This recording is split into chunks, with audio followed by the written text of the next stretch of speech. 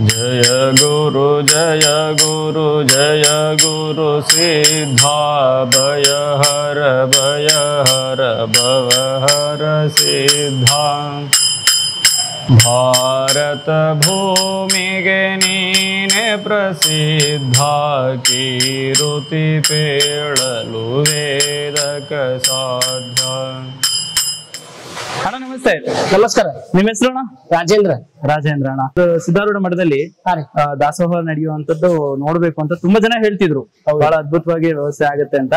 ಈ ಮಠದಲ್ಲಿ ಇರ್ತಕ್ಕಂತ ದಾಸೋಹದ ಬಗ್ಗೆ ಒಂದಷ್ಟು ಪರಿಚಯ ನಿಮ್ಮಿಂದ ನಮ್ಗೆ ಆಗ್ಬೇಕು. ಸುಮಾರು ಒಂದು ದಿನಕ್ಕೆ ಎಷ್ಟು ಜನ ಬರುವ ಸಾಧ್ಯತೆ? ಇಲ್ಲಿ ಸುಮಾರು ಒಂದ್ ದಿನಕ್ಕೆ ಒಂದು 5,000 ಜನ ಬರ್ತಾರೆ. 5,000 ಜನ ದಿನ ಅಂದ್ರೆ ಸೋಮವಾರ ಭಾನುವಾರ 2 ದಿನ ಶನಿವಾರ 3 ದಿನ ಜಾಸ್ತಿ ಜನಸಂಖ್ಯೆ ಬರ್ತಾರೆ. ತುಂಬಾ ಜನ ಇರ್ತಾರೆ. ಅಣ್ಣ ಈ ದಾಸೋಹದ ಬಗ್ಗೆ ಒಂದಷ್ಟು ಪರಿಚಯ ಅಣ್ಣ, ಹೇಗಾಗ್ತದೆ? ಇದು ಎಲ್ಲ ಬಾಯ್ಲರ್ ಮುಖಾಂತರ ಸ್ಟೀಮ್ ಮುಖಾಂತರ ಆಗುತ್ತೆ. ಇವೆಲ್ಲ ರೈಸ್ ಮಾಡೋವು, ರೈಸ್ ಮತ್ತೆ ಪಾಯಸ ಮಾಡ್ತೀವಿ. ಇದ್ರಲ್ಲೇನೆ ಪಾಯಸ ಮಾಡೋದಾ? ಇದ್ರಲ್ಲೇ ಬಾಯ್ಲರ್ ಅಲ್ಲೇ.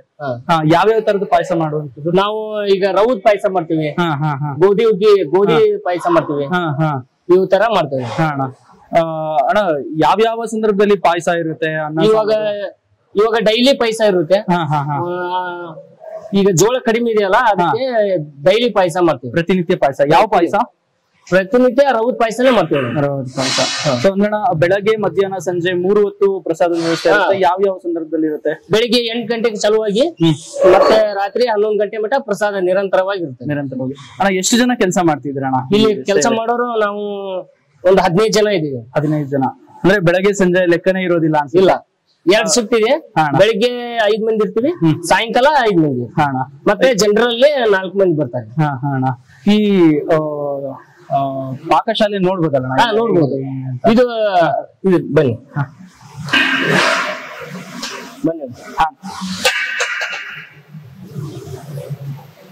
ಇವೆಲ್ಲ ರೈಸ್ ಮಾಡುವಂತವು.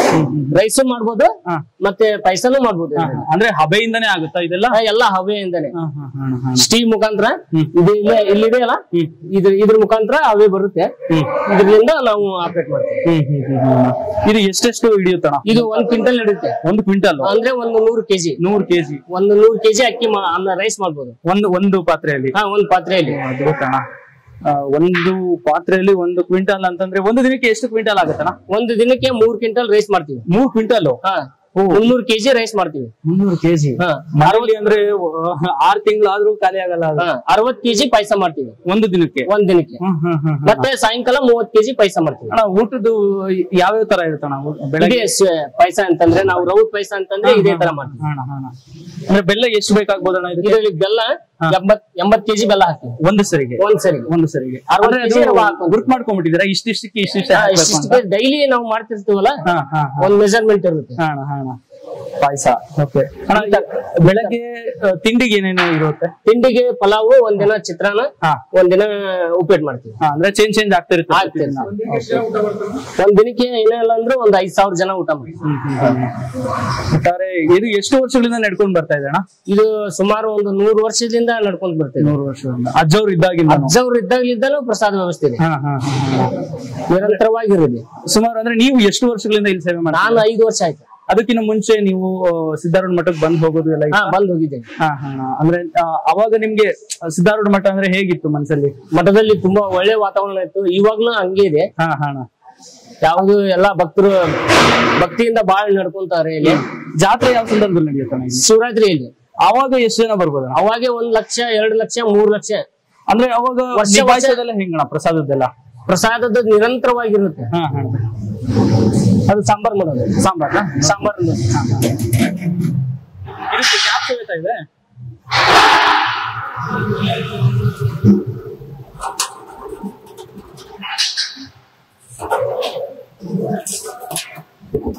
ಇದು ಸಾಂಬಾರ್ ಮಾಡೋದು. ಎಲ್ಲ ಕಾಯಿಪಲ್ಲೆ ಎಲ್ಲ ಇದ್ರಲ್ಲಿ ಹೆಚ್ಕೊಂಡ್ಬಂದು ಎಲ್ಲ ತೊಳೆದು ಇದ್ರಲ್ಲಿ ಹಾಕ್ಬಿಟ್ಟು ಹಚ್ಚೋದಕ್ಕೂ ಮಿಷಿನ್ ಇದೆಯಾ? ಎಲ್ಲ ಮಿಷಿನ್ ಇದೆ. ಎಲ್ಲ ಹೆಚ್ಚುವುದು, ಎಲ್ಲ ಒಬ್ರಿಗೆ ಆಗದಿರೋ ಕೆಲಸ ಇದೆಲ್ಲ. ತರಕಾರಿ ಕಟ್ ಮಾಡೋದು ಮಿಷಿನ್ ಇದೆ. ತಿರ್ಗಿಸೋದಕ್ಕ? ಇಲ್ಲ, ಇದು ಹಂಗೆ ಲಾಕ್ ಒಳಗಡೆ ಇದು ಸೊಪ್ಪು ಹೋಗಿ ಒಳಗಡೆ ಕೂಡಬಾರ್ದು ಅಂತಂದ್ರೆ ಲಾಕ್ ಸಿಸ್ಟಮ್. ಇದು ಸಾಂಬಾರ್. ಟೊಮಾಟಿ ಇದು ಒಂದು 12,000 ಲೀಟರ್ ಹಿಡಿತದೆ. 12,000? 1200 ಲೀಟರ್. 12,000 ಅಲ್ಲ, 1200 ಲೀಟರ್ ಹಿಡಿತು. 1200 ಲೀಟರ್. ಇದಕ್ಕೆ ಯಾವ ತರ ತರಕಾರಿ ಸಾಂಬಾರ್? ಸೌತೆಕಾಯಿ ಮತ್ತೆ ಪಾಲಕ್, ಬೇಳೆ, ಟೊಮಾಟಿ ಮತ್ತೆ ಕುಂಬಳಕಾಯಿ. ಒಂದಿನಕ್ಕೆ ಎಷ್ಟು ಸಾಂಬಾರ್ ಬೇಕಾಗುತ್ತೆ ಇದಕ್ಕೆ? ಒಂದಿನಕ್ಕೆ ಇದೊಂದು ಪೂರ ಫುಲ್ 1200 ಲೀಟರ್. 1200 ಲೀಟರ್. ಅಂದ್ರೆ ಪ್ರತಿದಿನ ಚೇಂಜ್ ಆಗ್ತಾ ಇರುತ್ತೆ ಸಾಂಬಾರೆಲ್ಲ? ಪ್ರತಿದಿನ ಚೇಂಜ್ ಆಗ್ತಾ ಇರುತ್ತೆ. ಒಂದಿನ ಒಂದೊಂದು ಸಾಂಬಾರ್ ಮಾಡ್ತೀವಿ. ಮತ್ತೆ ಸೋಮವಾರ ಬಂದ್ರೆ ಜಾಸ್ತಿ, ಅಂದ್ರೆ ಇನ್ನೂ ಬಹಳ ಬೇಕಾಗುತ್ತೆ, ಇನ್ನೂ ಜಾಸ್ತಿ. ಇಂಥವು 2 ಬೇಕಾಗುತ್ತೆ. ಅಂದ್ರೆ 2ರಷ್ಟು ಜಾಸ್ತಿ ಜನ. ಅಮಾವಾಸ್ಯೆಗೆ 3. ಯಾವಾಗ ತುಂಬಾ ಜಾಸ್ತಿ ಜನ ಇರೋದು? ಜಾತ್ರೆ ಬಿಟ್ಮೇಲೆ. ಜಾತ್ರೆ ಬಿಟ್ಮೇಲೆ ಅಮಾವಾಸ್ಯೆ ಮತ್ತೆ ಈಗ ದೀಪಾವಳಿ ಇಂತ ದಿನದಲ್ಲಿ ಜಾಸ್ತಿ ಜನ. ಆಮೇಲೆ ಅದು ಎಲ್ಲ ದಾಸನು ಕೊಡಿಸುವಂತದ್ದು ಭಕ್ತಾದಿಗಳೇ ಎಲ್ಲ ಭಕ್ತಾದಿಗಳೇ ಕೊಡಿಸ್ತಾರೆ. ಮತ್ತೆ ಕಡಿಮೆ ಇದ್ರೆ ಮಠದವರು ತಗೊಂಡ್ಬರ್ತಾರೆ. ಇದಕ್ಕೆಲ್ಲ ವ್ಯವಸ್ಥೆ ಹೇಗಿದೆ? ಇದಕ್ಕೆಲ್ಲ ವ್ಯವಸ್ಥೆನ ಅದೇ ಕಮಿಟಿ ಅವರು ಮಾಡ್ತಾರೆ. ಸಿದ್ದಾರೂಢ ಮಠ ಕಮಿಟಿ. ತುಂಬಾ ರುಚಿ ಎಲ್ಲವನ್ನೂ ಕಾಪಾಡ್ಕೊಂಡಿದೆ ಅಣ್ಣ. ರೈಸ್ ಮಾಡಿ ಹಾಕೋದು. ಇದರಲ್ಲಿ ರೈಸ್ ಮಾಡಿ ಹಾಕ್ಬಿಟ್ರೆ ಇದು ಒಂದು ಟೈಮಿಗೆ 3 ಕ್ವಿಂಟಲ್ ಇಡಿಸುತ್ತೆ. ಇದು 3 ಕ್ವಿಂಟಲ್? 3 ಕ್ವಿಂಟಲ್ ಇಡಿಸುತ್ತೆ. ಅದು ಜಾತ್ರೆ ಟೈಮಲ್ಲಿ ಅದ್ರಲ್ಲಿ ಅಲ್ಲೊಂದಿದೆ ಬನ್ನಿ.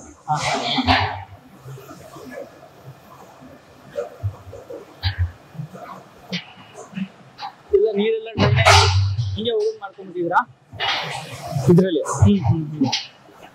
ಜಾತ್ರೆಗೆ, ಜಾತ್ರೆ ಮತ್ತೆ ಅಮಾವಾಸ್ಯೆಗೆ ಇದ್ರಲ್ಲಿ ಮಾಡ್ತೀವಿ. ಇದು ಒಂದ್ ಟೈಮಿಗೆ 20 ಕ್ವಿಂಟಲ್ ಇಡಿಸುತ್ತೆ. ಬಹಳ ದೊಡ್ಡದಿದೆ ಅಣ್ಣ, ಬಹಳ ದೊಡ್ಡದಿದೆ ನೋಡ್ರಿ. ಪಾಯಸ ಮಾಡೋ ಒಳಗಿಡುತ್ತೆ. ಅದ್ರಲ್ಲಿ ಪಾಯಸ ಈ ನೀರೆಲ್ಲ ಹೋಗೋದಕ್ಕೆ ಇಲ್ಲೇ ಡ್ರೈನೇಜ್ ಎಲ್ಲ ವ್ಯವಸ್ಥೆ ಇದೆ. ಎಲ್ಲ ನೀರು ಹೋಗುವುದಿಲ್ಲ. ಇಲ್ಲಿ ತುಂಬಾ ಚೆನ್ನಾಗಿದೆ ವ್ಯವಸ್ಥೆ ಅಣ್ಣ, ಎಲ್ಲೂ ಜಾರದಿಲ್ಲ ನೋಡಿ. ಎಲ್ಲಿ ಜಾರದಿಲ್ಲ. ಚೆನ್ನಾಗಿ ವ್ಯವಸ್ಥೆ ಇದೆ. ಎಲ್ಲ ರೈಸ್ ಬಡಿಸೋದು, ಸಾಂಬಾರ್ ಬಡಿಸೋದು ಎಲ್ಲ ವೀಲ್ ಇದಾವಲ್ಲ, ಎಲ್ಲ ತುಂಬಾ ಒತ್ತಡನೇ ಇರೋದಿಲ್ಲ. ಮತ್ತೆ ಅಣ್ಣ ಪ್ರಸಾದ ಆಮೇಲೆ ಜಾತ್ರೆ ಟೈಮ್ ಅಲ್ಲಿ ಹೆಂಗ್ ನಿಭಾಯಿಸೋದು ಹೆಂಗಣ್ಣ? ಎಷ್ಟು ಬರೀ 10 ಜನ 15 ಜನ 20 ಜನ ಸಾಲ ಇಲ್ಲ. ಊರಿಂದ ಸೇವೆ ಮಾಡಲು ಬೇರೆ ಊರಿಂದ ಗ್ರಾಮದಿಂದ ಭಕ್ತಾದಿಗಳು ಬೇರೆ ಬೇರೆ ಊರಿಂದ ಬಂದ್ಬಿಡ್ತಾರೆ. ಒಂದ್ ಊರಿಂದ ಒಂದು 100 ಜನ ಬಂದಿರ್ತಾರೆ. ಅವ್ರು ಮುರ್ಕಿಬಾವಿ ಅಂತಂದ್ರೆ ಇಲ್ಲಿ ಬೈಲಹೊಂಗಲ ತಾಲೂಕು, ಅವರು ಒಂದು 100 ಜನ ಬಂದಿರ್ತಾರೆ. ಆನಂತರ ಇವಾಗ ಪರು ಮಾಡೋದು ಅಂತ ಕರೀತಾರೆ. ಅಂದ್ರೆ ನಮ್ಮ ಚಿತ್ರದುರ್ಗ ಭಾಗದಲ್ಲಿ ಪರುವು ಅಂತ ಕರೀತಾರೆ. ಹೆಂಗಂದ್ರೆ ಇವಾಗ ಭಕ್ತಾದಿಗಳು ಅವ್ರವ್ರೇ ಮಠಕ್ಕೆ ಜಾತ್ರೆಗೆ ಬಂದವರು ಅವ್ರೆಲ್ಲೆಲ್ಲಿ ತಂಗಿರ್ತಾರೋ ಅಲ್ಲೇ ಪ್ರಸಾದ ವ್ಯವಸ್ಥೆ ಮಾಡ್ತಿರ್ತಾರೆ. ಇಲ್ಲ, ಎಲ್ಲರಿಗೂ ಇಲ್ಲೇ ವ್ಯವಸ್ಥೆ ಇರುತ್ತೆ. ಎಲ್ಲರಿಗೂ ಮತ್ತೆ ಹುಬ್ಳಿ ಲೋಕಲ್ ಜನ ಎಲ್ಲ ಸೇರಿ ಅವ್ರು ಗಾಡಿಯಲ್ಲಿ ಪ್ರಸಾದ ಮಾಡ್ಕೊಂಡ್ಬಂದು ಪಲಾವು ಶಿರಾ ಅಂತದ ಹೊರಗಡೆ ಅನ್ಸುತ್ತಾರೆ. ಇಲ್ಲಿ ಮುಂದ್ಗಡೆ ಅನ್ಸುತ್ತಾರೆ. ಜಾತ್ರೆಯಲ್ಲೆಲ್ಲ ಜಾಸ್ತಿ ಪ್ರಸಾದ, ಮಜ್ಜಿಗೆ, ಪಾನಕ, ಅವ್ರವ್ರಿಗೆ ಏನೇನ್ ಸೇವೆ ಬೇಕೋ ಅದನ್ನೆಲ್ಲ. ತುಂಬಾ ಖುಷಿ ಆಯ್ತು ಅಣ್ಣ, ತುಂಬಾ ಅದ್ಭುತವಾದಂತಹ ಪಾಠಶಾಲೆ ಇದೆ. ಸಿದ್ದಾರೂಢಜ್ಜ ಅವರ ಇವರೆಲ್ಲ ನಮ್ ಸಿಬ್ಬಂದಿಗಳು. ಪರಿಚಯ ಮಾಡಿಸ್ಬೋದಾ? ನಾವು 6 ಜನ ಇದ್ವಿ. ನಿಮ್ಮ ಹೆಸರು? ನಿಮ್ಮ ಹೆಸರು? ಗುರುಗಳು ಯಾರು ಇಲ್ಲ. ಸಿದ್ದಾರೂಢರು ಮತ್ತೆ ಗುರುನಾಥ ರೂಢರು ಬಿಟ್ರೆ ಯಾರು ಮರಿಯಿಲ್ಲ. ಎಲ್ಲ ಟ್ರಸ್ಟ್ ಕಮಿಟಿ ಅವರು. ಪರಿಚಯ ಮಾಡಿಸ್ಬೋದಲ್ಲ ಎಲ್ಲರೂ? ಅಲ್ಲಿ ಕೆಲಸ ಮಾಡಿ ಬಡಿಸ್ತಾ ಇದ್ರಲ್ಲ ಆ ತರ ತೆಗೆದು.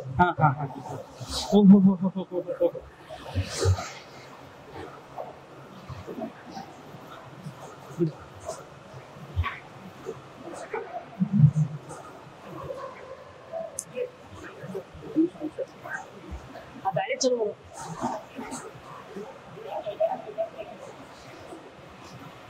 ಸಣ್ಣ ಮತ್ತೆ ಸರ್ ತುಂಬಾ ಹಬೆ ಅಲ್ಲ ಅಣ್ಣ? ತುಂಬಾ ಹಬೆ ಇರುತ್ತೆ.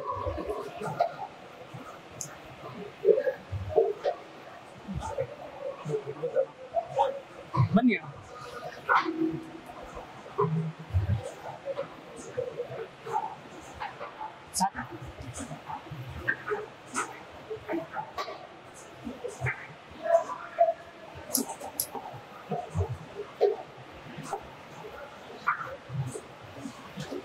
ಉಪ್ಪಿಟ್ಟು ಅನ್ಸುತ್ತಲ್ಲ ಅದು? ಅದು ಉಪ್ಪಿಟ್ಟು. ಅದು ಇವಾಗ ಭಕ್ತರು ಯಾರು ಹೇಳಿದ್ರೆ ಒಂದೊಂದ್ ದಿನ ಉಪ್ಪಿಟ್ಟು ಭಕ್ತರು ಏನ್ ಅಪೇಕ್ಷೆ ಪಡ್ತಾರೋ ಆ ತರ ಎಲ್ಲ ಭಕ್ತರ್ದೇ ಇದೆ.